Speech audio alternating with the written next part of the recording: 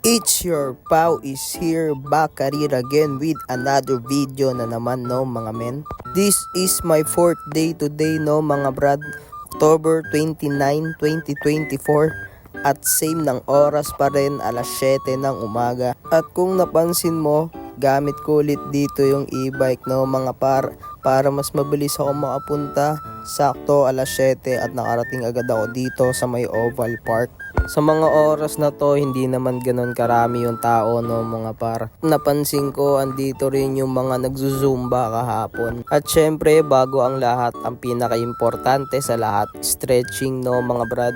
Sa ganitong paraan, maliles yung sakit ng katawan ko. At ngayong araw, today nga pala no mga hindi ko magagawa yung routine na nagawa ko kahapon. Dahil sobrang sakit pa rin ng katawan ko ngayon no mga brad. Mula paa, balikat, braso at hanggang dibdib. Sobrang sakit ng hinanakit pa rin no mga Pero ngayon may bago akong achievement na nakamit no mga Hindi na lang ako nakakadalawang ikot, nakakaisang ikot dito sa oval. Hindi na rin kasi ganoon sumasakit yung paa ko no mga brad. Kaya okay lang kahit hindi ko magawa yung push up na gagawin ko sana kanina no mga brad. Dahil di ko rin naman pwedeng pilit kasi masasaktan ka lang no mga At syempre pagkatapos ko ng stretching, dito na rin ako nagsimula tumakbo. At sa mga oras na to, napansin ko na rin na hindi na ganon sumasakit yung paa ko no mga brad.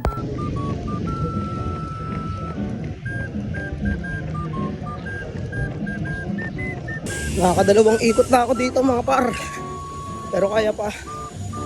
At sa hindi inaasahang pagkakataon no mga brad, ito na nga pala yung pinakapangatlong ikot ko hanggang sa nagawa ko na yung pinakapang-apat na ikot ko no mga brad. At pagkatapos ng mahabang pagtakbo at 4 na ikot no mga brad, nagpahinga na ako dito ng mga 10 hanggang 15 minutos. At sa aking pagpapahinga, ako ay nawiwili na naman sa ganda ng kanilang musika. At hindi ko na nga napigilan at ako'y napasayaw na. Maarena, lolo mong panot, tumais ako beta. Bumpanes. At pagkatapos ko ng mahabang pahinga, syempre tumakbo na ulit ako dito. Tapos ngayon ko lang napansin na nakatanggal pala yung sintas ko dito. Kaya inayos ko muna pansamantala.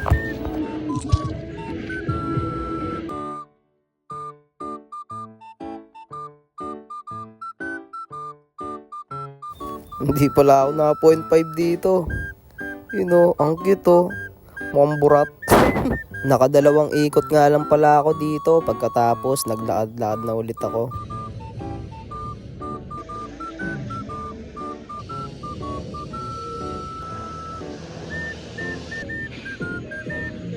Pagkatapos ko nga pala maglakad-lakad, nagpahinga muna ako dito ng mga 10 minuto hanggang 15 minuto.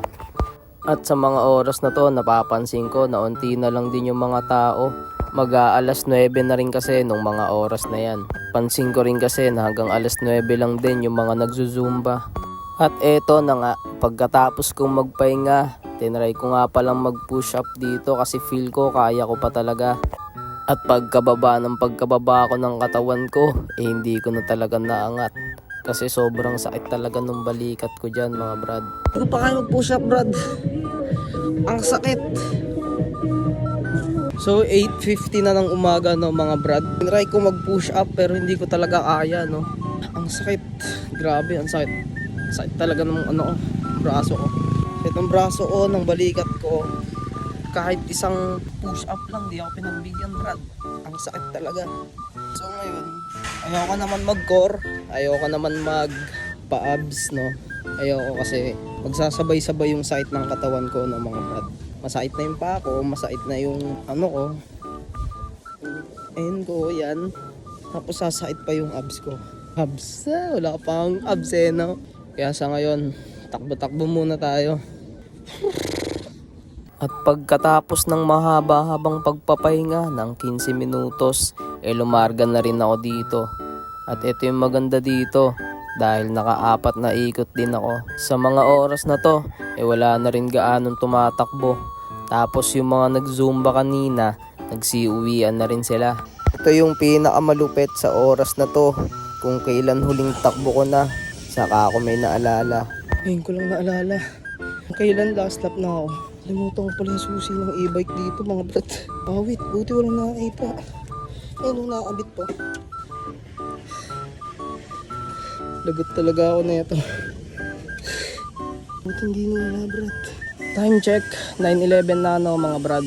Pahinga muna ako saglit, 10 to 15 minutes. Tapos larga na ako. Muntik mawala yung susi.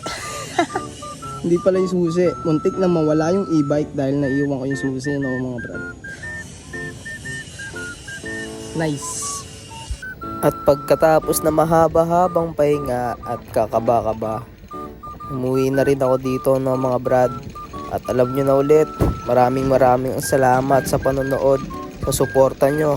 Shoutout nga pala sa mga nandito sa screen mga brad. Siyempre, huwag nyo pa rin kalimutan, please like, comment, and subscribe mga brad. See you on 5th day. Let's go!